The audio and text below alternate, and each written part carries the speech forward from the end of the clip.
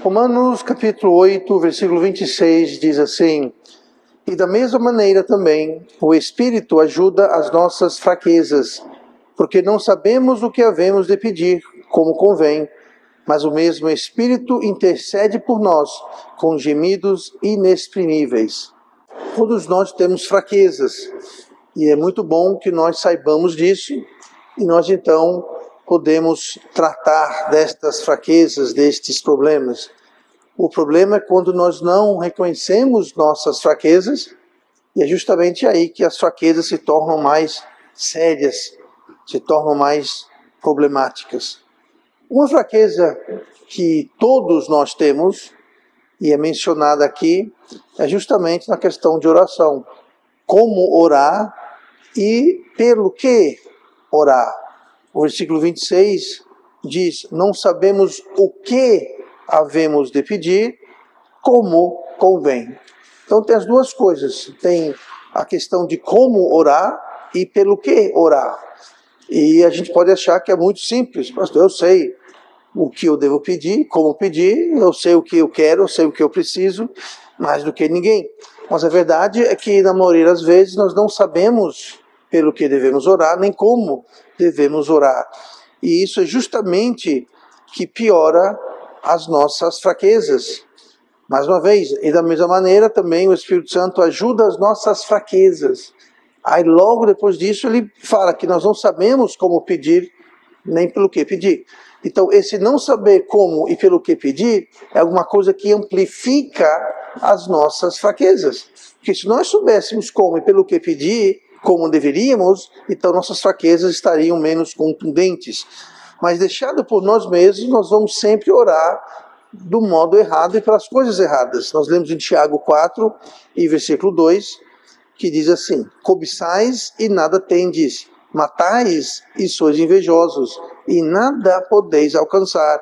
Combateis e guerreais, e nada tendes, porque não pedis. Pedis e não recebeis, porque pedis mal, para o gastardes em vossos deleites. Então a gente vê aqui também Tiago falando algo parecido, que a gente pede pela coisa errada e a gente pede do modo errado. A gente pede para os nossos deleites, nossas vontades, e não é assim que nós devemos pedir. Então, muitas vezes não se trata necessariamente de a gente estar pedindo de um modo errado, pela coisa errada, do ponto de vista de ser algo pecaminoso. Então não é que eu vou começar a orar aqui para Deus fazer alguma coisa para meu inimigo, ou alguém que eu não gosto, ou alguém que não me tratou bem, então eu vou orar para que caia um meteoro na cabeça dele, vou orar que um raio parte ele no meio. Isso seria, obviamente, um pecado e errado, mas geralmente é muito mais sutil. É algo muito mais sutil e é o problema, o engano do pecado. Mas muitas vezes o errado é algo pertinente à nossa situação, à nossa condição, à nossa circunstância ou até ao nosso chamado, dentro do contexto, dentro do plano de Deus, da vontade de Deus para a nossa vida. Então existe, é sempre bom lembrar, grande poder, grande bênção, grande direção, quando Deus diz não, quando Deus fecha uma porta. A gente, por achar que nós sabemos o que pedir e como pedir, nós temos a impressão de que tudo que eu peço, do jeito que eu peço, Deus tem que fazer porque está certo. E isso só piora as nossas fraquezas, não é? Porque nós não sabemos o que nem como pedir. Então, quando Deus diz não, isso é um Deus que é todo poderoso, que tudo sabe, que nos ama, ao ponto de dar o seu Filho por nós, quando esse Deus diz não, então nós temos que receber esse não como sendo uma resposta de oração, porque a oração, ela sempre tem uma resposta, talvez não é uma resposta que a gente queira ouvir, não é a resposta do modo que nós gostaríamos, e aí voltamos mais uma vez para a questão de não saber o que pedir nem como pedir. Mas Deus pode dizer sim, Deus pode dizer não, ou Deus pode dizer ainda não. E todas essas respostas são válidas, e todas essas respostas são de Deus. Então nós temos que sempre manter isso em mente. Então eu quero hoje olhar dois personagens na Bíblia que receberam um não de Deus, e nós vamos ver o porquê foi esse não, qual foi o propósito desse não, e foram dois nãos para dois grandes personagens da Bíblia, não era qualquer um. Vamos falar hoje sobre Paulo e sobre Moisés. Então, com isso em mente, vamos para 2 Coríntios capítulo 12, esta noite. 2 Coríntios capítulo 12, nós vamos ver quando Deus disse não a Paulo. E nosso tema de hoje, que eu não anunciei ainda, é simples. Por que Deus diz não à nossa oração? Por que Deus diz não à nossa oração? Acho que todos nós aqui, nós já tivemos um não de Deus, no sentido que nós pedimos algo para Deus e Deus simplesmente diz não. Quando Ele diz sim, é maravilhoso, é muito bom. Mas quando Deus diz não, muitas vezes nós ficamos amargurados, nós ficamos chateados, nós ficamos tristes. Há pessoas que dão as costas para Deus, abandonam Deus. Porque Deus não respondeu a minha oração. Eu pedi tanto, eu orei tanto e acreditei tanto e Deus disse não.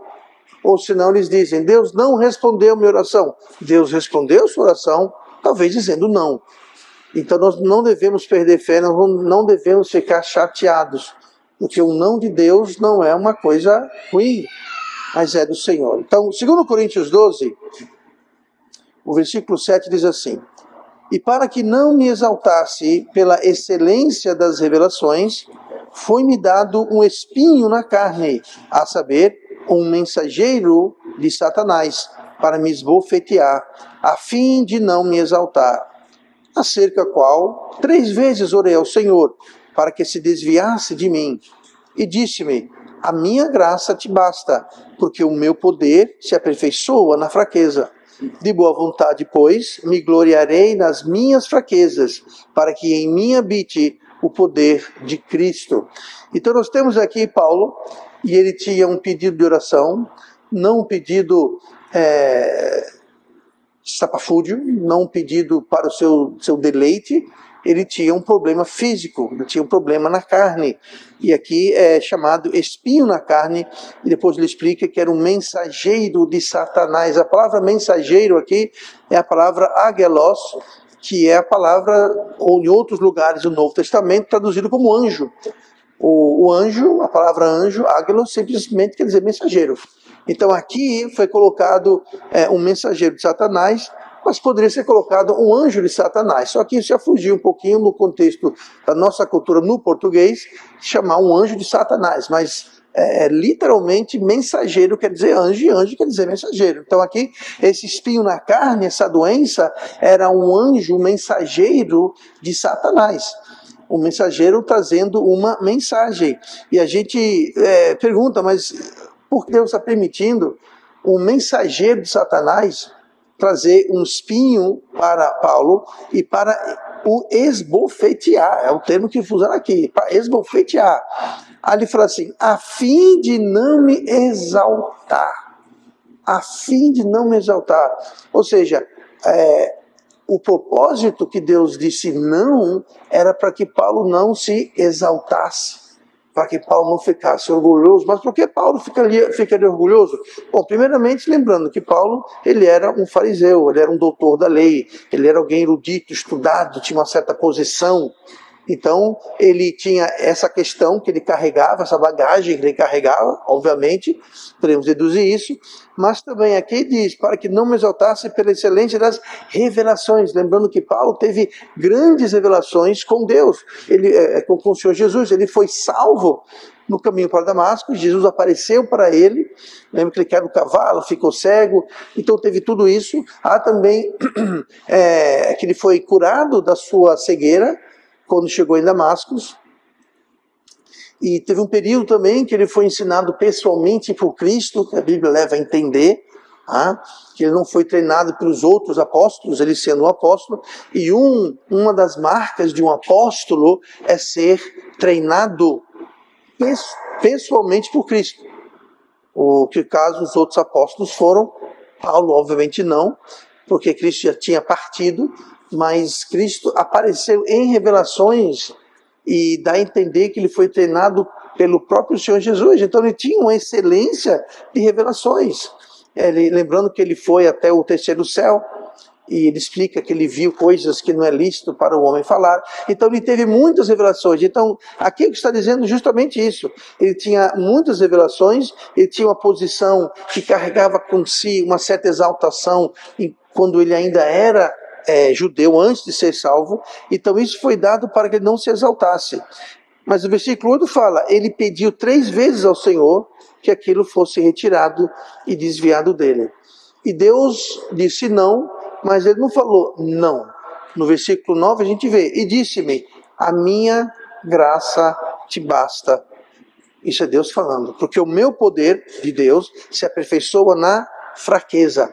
Então Deus não queria que Paulo pegasse a sua força do background, do fundo, do passado dele como doutor da lei, e nem também pela excelência das revelações. Ele podia achar que Paulo era alguma coisa e derivar poder ou derivar recursos disso. Então foi dado para literalmente humilhar, rebaixar, para que Paulo não se exaltasse, para que o poder de Deus pudesse então se manifestar. E Paulo entende isso, porque ele diz, de boa vontade, pois, me gloriarei nas minhas fraquezas. A palavra gloriar quer dizer jubilar, é ficar contente. Ele ia se regozijar, ia gloriar na fraqueza, porque nas minhas fraquezas, continua Paulo, para que nas minhas fraquezas habite em mim o poder de Cristo. Então Deus disse não, Deus falou por que não, e Deus deu a solução do porquê não, para que o poder de Deus se aperfeiçoasse nas fraquezas de Paulo, e Paulo aceitou isso. Então, o não, você pode ver, não foi algo negativo, não foi algo que veio atrapalhar, mas sim veio avançar e habilitar e equipar o apóstolo Paulo.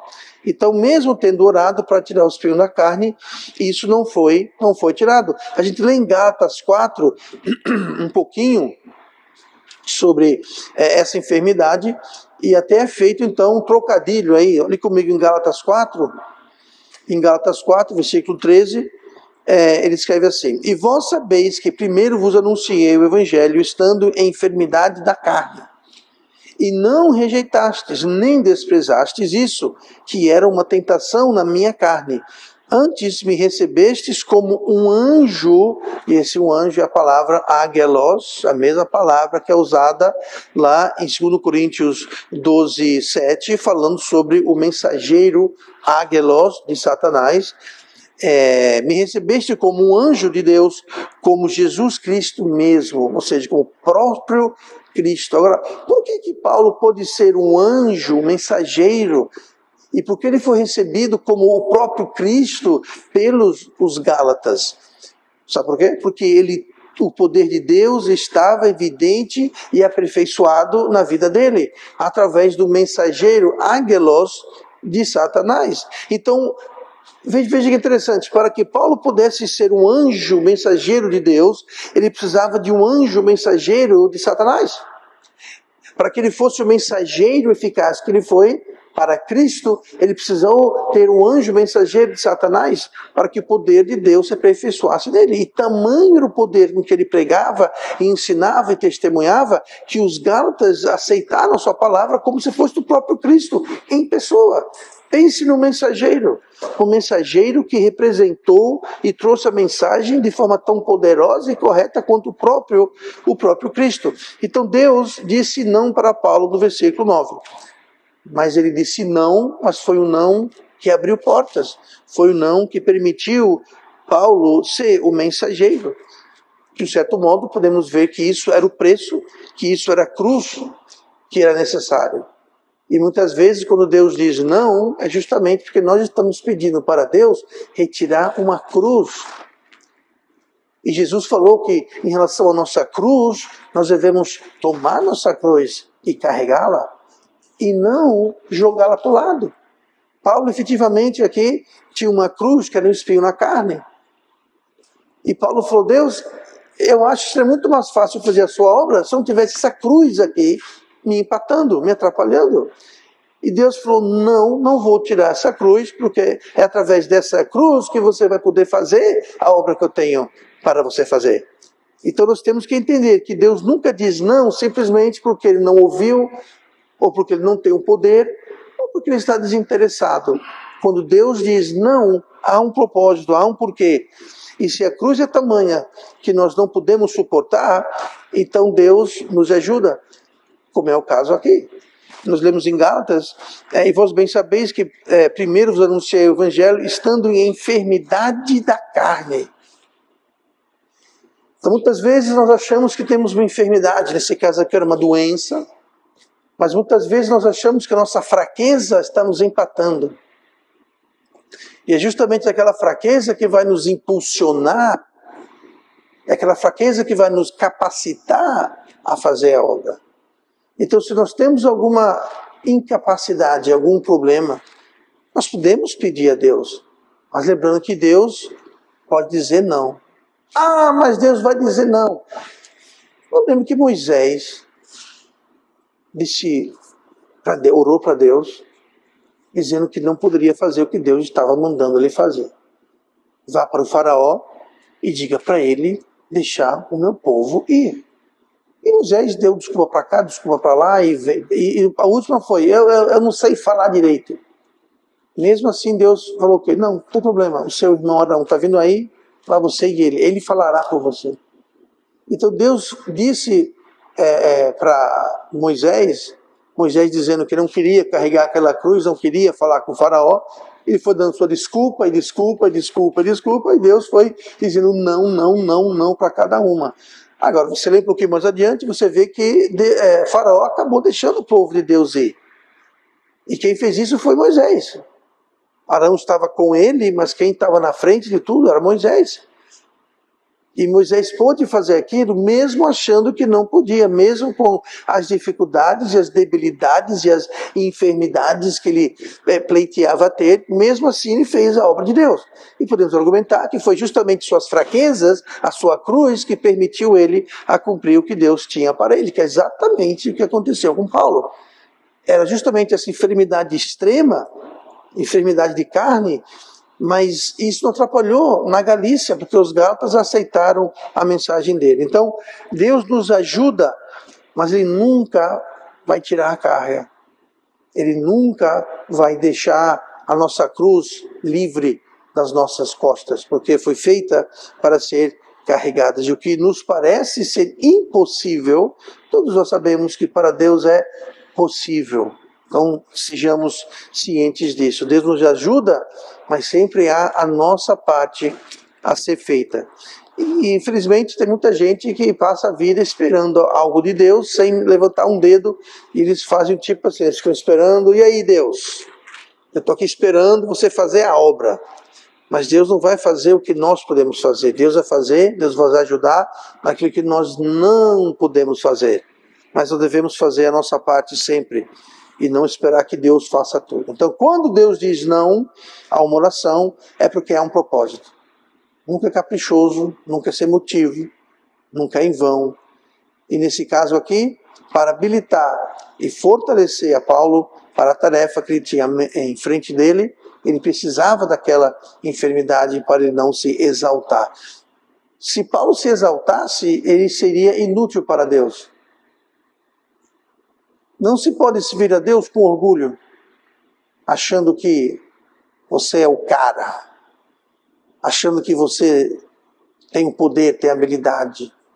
Esse é um grande empecilho e é o grande motivo por que tantas pessoas falham.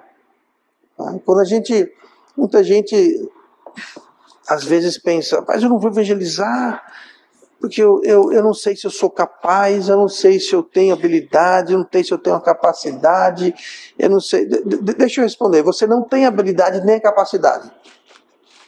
Encerre por aí o assunto.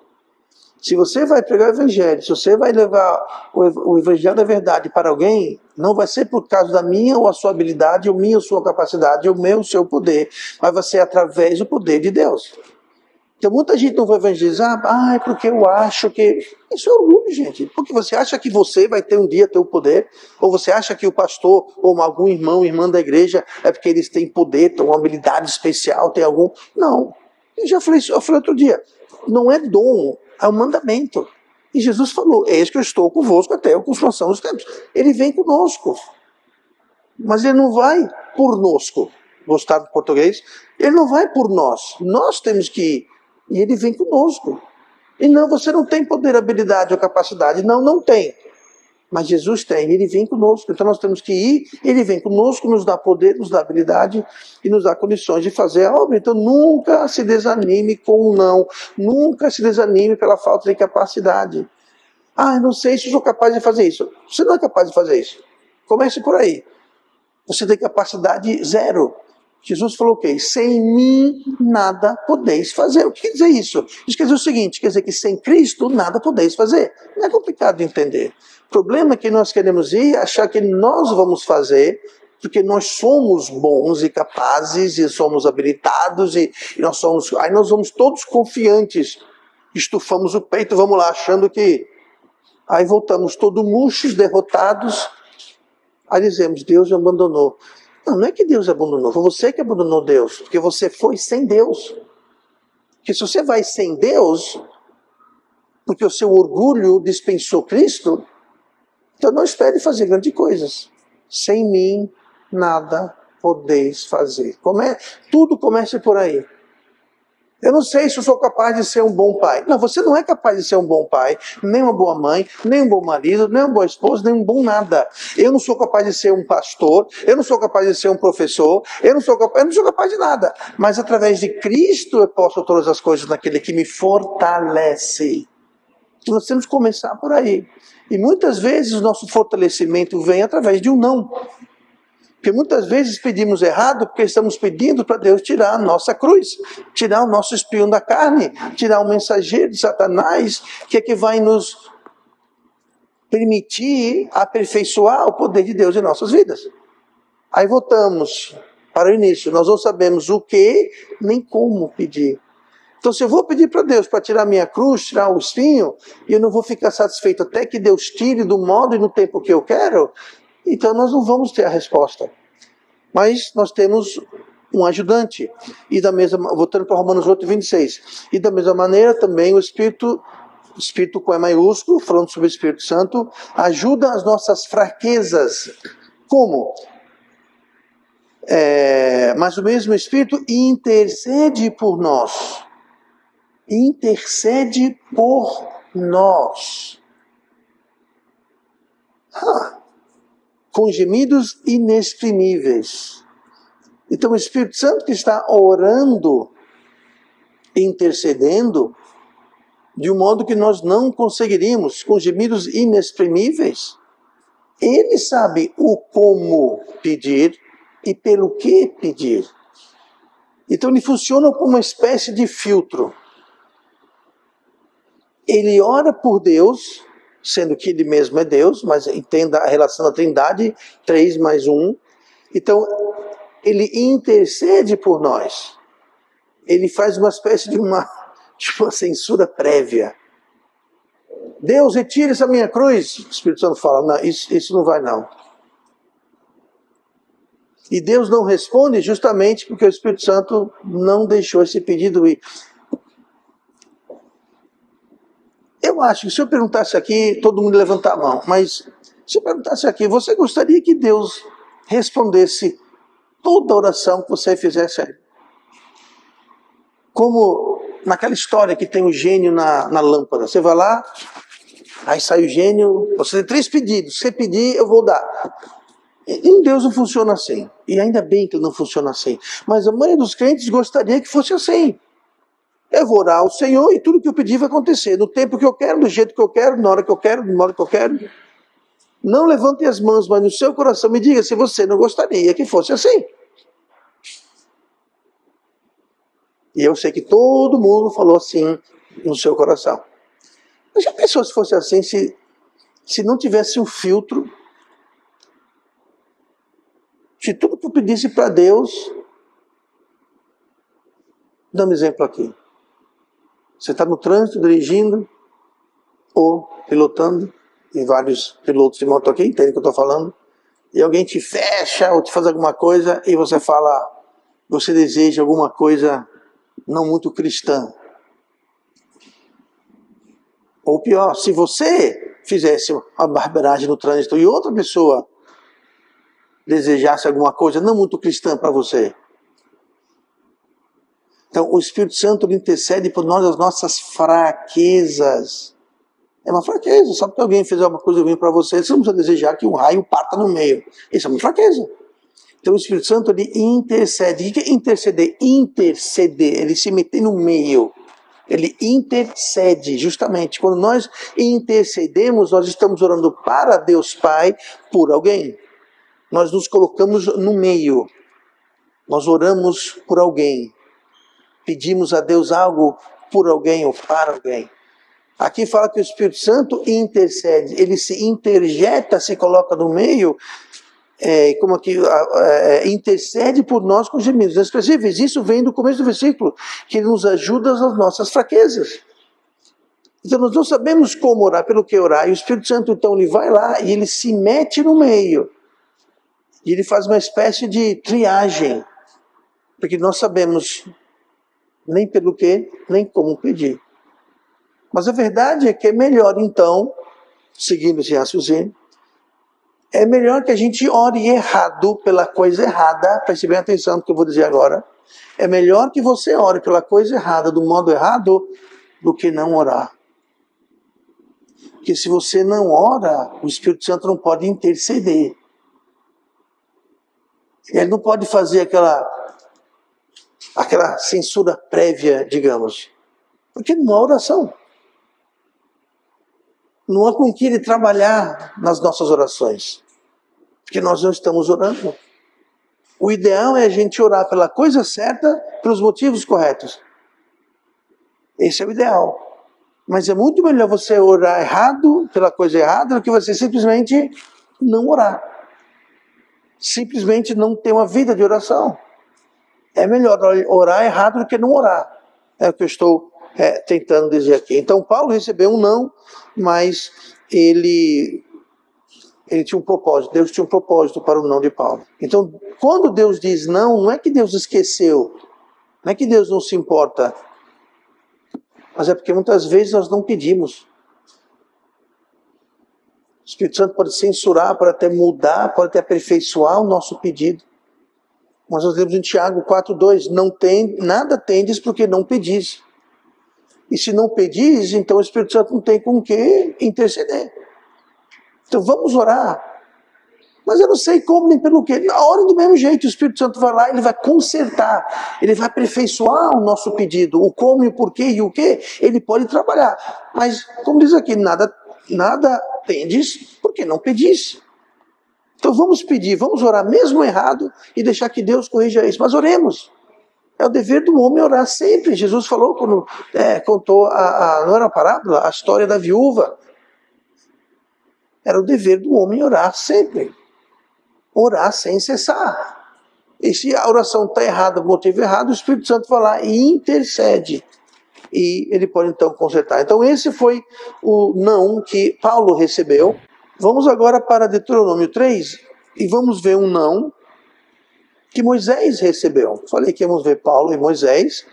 Deuteronômio 3, versículo 23, diz assim: Também eu pedi graça ao Senhor no mesmo tempo, dizendo: Senhor Deus, já começaste a mostrar ao teu servo a tua grandeza e a tua forte mão, pois que Deus há nos céus e na terra, que possa fazer segundo as tuas obras e segundo os teus grandes feitos. Rogo-te que me deixes passar, para que veja esta boa terra que está além do Jordão, esta boa montanha e o Líbano. 26. Porém o Senhor indignou-se muito contra mim, por causa de vós, e não me ouviu. Antes o Senhor me disse: basta, não me fales mais deste assunto. Sobe ao cume de Pisga, e levanta os teus olhos ao ocidente, e ao norte, e ao sul, e ao oriente, e vê com os teus olhos, porque não passarás este Jordão. Deus não só disse não, Deus falou não, e não me fale mais no assunto. Não me venha mais essa conversa. Eu disse não e acabou-se. Você quer ver? Você vai ver. Suba o Monte Pisga, olhe, você vai ver. Olhe para o norte, para o sul, para o leste, você vai ver a terra, mas você não vai passar. Você não vai entrar. A terra prometida ficava do outro lado do Jordão. Moisés não atravessou o Jordão. foi o seu sucessor, Josué, mas ele não foi. Ele viu, mas Moisés não queria só ver. Ele fala isso, né? Pedindo que ele queria ver, me deixe passar. Ele queria passar, ele queria atravessar, ele queria entrar. Mas Deus falou, não, você vai até ver, mas você não vai entrar. Deus disse não para Moisés. Moisés, assim como Paulo, eram personagens piedosos, grandes servos de Deus, grandes instrumentos escrevendo a palavra de Deus. Moisés, assim como Paulo, foi responsável por vários livros do Velho e do Novo Testamento, respectivamente, e outras coisas. Grandes servos de Deus, mas os dois receberam um redondo não de Deus. E se Moisés recebeu o não de Deus, se Paulo recebeu o não de Deus, não fique surpreso que nós vamos receber um não de Deus.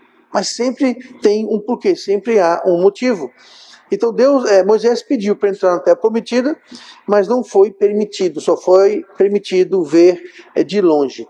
Então todos entraram, os demais, junto com Josué, e não Moisés.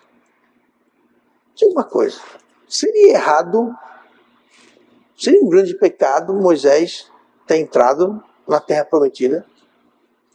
Lembrando que ele liderou o povo durante 40 anos, um povo teimoso, problemático, 40 anos. É tão absurdo esse pedido, tão irrazoável, mas não era a vontade de Deus para Moisés. Talvez não, com certeza foi melhor para Moisés. Lembrando que na terra prometida eles teriam grandes batalhas. Moisés aqui já tinha 120 anos, praticamente. Praticamente não, tinha 120 anos. Assim que atravessaram o Jordão, primeira coisa, destruir Jericó. Logo depois de Jericó, destruição da cidade de Ai. E foram derrotadas justamente por orgulho e desobediência, rebelião, tudo misturado ali. Eles disseram, Jericó, uma grande cidade, grande muralha, nós destruímos essa cidadezinha aí, não vai ser nada. E levaram uma grande derrota. Isso porque Acã roubou daquilo que não devia, enfim, é conversa para outra história. Mas foi orgulho, foi desobediência, e depois outras batalhas. E Moisés estava com 120 anos, Moisés já estava cansado. Pense nisso, ele já tinha passado 40 anos no Egito como um príncipe, aí passou 40 anos no deserto, trabalhando para o sogro dele, aí passou 40 anos liderando o povo durante a travessia até a prometida. Então agora Deus falou, não, você não vai entrar. Mas esse não foi o motivo principal, apesar que também fazia parte. Mas, como eu disse, quando portas fecham, não é para chorar ou achar ruim. Deus sabe o que está fazendo. Mas uma resposta de Deus, muitas vezes é prova. Uma resposta de não, negativa de Deus, pode ser uma resposta que nós estamos pedindo pela coisa errada, ou pelo motivo errado. Então o Espírito Santo ajuda cancelando, não enviando, como disse, intervindo, interjeitando, intercedendo para corrigir os pedidos. Mas nós não sabemos o que pedir. Moisés estava pedindo para ir, né? Ele queria entrar. Deus está dizendo, Moisés, tu tem 120 anos, vai ter um monte de batalha pela frente, vai ter dificuldades, melhor você vir para o céu, aqui é muito bom, na casa do meu pai, está tudo muito bom. Então ele não sabia direito o que estava pedindo. Tá? Então nós não precisamos ficar chateados. Quando a gente fica chateado com Deus, porque recebeu um não, eu me lembro dos meus netos. Às vezes minhas filhas. Quando você diz não para uma criança, ela muitas vezes não entende, nem tem como entender o porquê não, e ela fica chata e bate o pé, e chora, e reclama, esperneia. Muitas vezes nós fazemos isso. Deus diz não, como nós dizemos não aos nossos filhos, por um bom motivo, e os nossos filhos não aceitam não, porque não entendem. E nem tem, como disse, nem tem como entender, muitas vezes. Mas se entendem ou não, é o melhor para eles. E quando a gente não entende o não de Deus, também é o melhor para nós. Será que nós deveríamos estar orando por riqueza e conforto e bonança e sucesso e fama e poder e todas essas coisas que o mundo corre atrás disso. Elas não são erradas em si, não, nada errado em você ter dinheiro, sucesso, não há nada errado necessariamente. Mas eu digo o seguinte, são muito poucas pessoas que sabem lidar com isso, sem sair dos caminhos do Senhor. Eu digo mais, a bonança atrapalha muito mais, na maioria dos casos, do que a dificuldade. No caso de Paulo. Paulo achava que se não tivesse aquela enfermidade, ele poderia fazer mais. E Deus falou, não, é o contrário. Essa enfermidade vai permitir você fazer mais. O meu poder vai se aperfeiçoar em você. E muitas vezes, quando um país, muitas vezes até uma igreja, entra tempos de bonança, de tranquilidade, a coisa piora, espiritualmente piora. A China foi um grande destino missionário durante muitos anos. Até o regime comunista entrar e literalmente expulsar.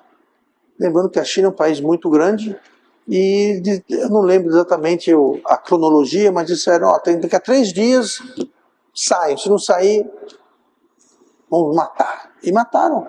Muitos que estavam no litoral conseguiram sair, mas muitos que estavam no interior não tinham nem como sair. E muitos foram massacrados, mortos, caçados como animais. E a China foi fechada para o Evangelho. E durante décadas, o mundo livre se perguntava o que houve com as igrejas da China, o que houve com o cristianismo na China. Anos mais tarde, quando abriu um pouquinho e puderam então voltar para a China, não abertamente, mas por debaixo dos panos, descobriram que na China havia as igrejas estavam fortes, militantes, puras, não tinha problema doutrinal, não tinha problema. Os problemas que afligem as igrejas aqui no mundo livre, onde temos liberdade, bonança e tudo é maravilhoso, não tinham os problemas lá. Lá numa igreja pura, militante, saudável, proibida, perseguida, mas pulsante. E eles oram lá por nós aqui. Eles oram por nós. Porque aqui nós somos fracos. Você não podia ter isso aqui na China. Em outros lugares do mundo, não é só a China, em outros lugares do mundo, não pode ter.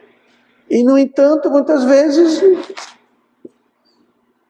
nós achamos que a bonança vai nos ajudar, mas muitas vezes atrapalha. A igreja em Jerusalém, a igreja que foi iniciada em Atos, capítulo 2, ela cresceu, estima-se que ela tinha centenas de milhares de pessoas, e não havia perseguição, não muito forte, havia um mal-estar com os judeus talvez, mas nada muito feroz. A igreja cresceu, mas ficou uma igreja meia restrita, desobediente. Cristo falou que em Atos 1:8, ide, Jerusalém, Judeia, Samaria, confins da terra. Ficaram em Jerusalém. Não foram para Samaria, não foram para a Judeia, não foram para os confins da terra. Até quando? Até que Deus permitiu uma grande perseguição. Acabou a bonança, acabou a brincadeira. Perseguição. Aí então eles tiveram que fugir. E nessa que fugiram, adivinha para onde eles foram? Para a Judeia, Samaria, os confins da terra. Na bonança, ninguém foi. Quando veio perseguição, todo mundo foi. Então, muitas vezes é isso. Nós oramos por bonança, oramos por fartura, oramos por riqueza, oramos por paz, mas não fazemos nada com isso. Aí você olha a situação onde não há bonança, não há riqueza, não há tranquilidade, é lá que a igreja está fervorosa e dinâmica, militante. Interessante isso. Mas é por isso que Deus muitas vezes diz, não. São poucas pessoas que sabem lidar com sucesso, com dinheiro. Muitas se desviam do caminho. Que me faz perguntar, será que aquela bênção é de Deus ou aquilo é uma armadilha de Satanás? Lembrando que iscas são bem apetitosas. Você não vai colocar uma isca que o peixe não quer comer. Pois bem, tem isca muito apetitosa. Você vai saber pelo resultado. Aquela bênção, se foi uma bênção, aquilo vai te aproximar de Deus, vai te fortalecer na fé, vai te tornar mais produtivo, mais firme, mais maduro. Agora, você vai ter o efeito oposto, é sinal que aquilo não é uma bênção de Deus, é uma isca do inimigo, que veio para te fisgar, para te derrubar, para te atrapalhar, para te tropeçar. Tá? Então, quando Deus diz não, muitas vezes Ele está nos protegendo de certas coisas. Tá? Então, nós devemos não sempre estar buscando luxo, conforto, tranquilidade. Afinal, Cristo, nosso Senhor e Salvador, nasceu num estábulo, nunca teve uma propriedade, nunca teve um lar. Ele falou, os pássaros têm seus ninhos, as raposas têm seus covis, mas o Filho do Homem não tem onde deitar sua cabeça. Então, devemos entender isso. Nada de errado em você orar por tranquilidade, bonança, sucesso, nada de errado. Ore. É melhor, como eu disse, é melhor orar errado do que não orar. Nada tendes porque não pediste. Então ore, mesmo errado, ore. E deixe que o Espírito Santo nos ajude nas nossas fraquezas, porque não sabemos como, pelo que orar. Então ele vai interceder por nós. Se a gente não ora, não vai interceder em nada. Então ore. Só não deve ser o principal, o motivo da nossa existência. Eu vivo porque eu quero ficar rico, ter sucesso, ter conforto, ficar famoso, ser o mais top de tudo. Isso não deve ser a razão da nossa existência. Nunca, jamais. Vamos para Lucas 6, versículo 45. Vamos terminar aqui. Por que pedimos errado? Só uma reflexão rápida. Por que pedimos errado? Lucas 6, 45. O homem bom, do bom tesouro do seu coração, tira o bem.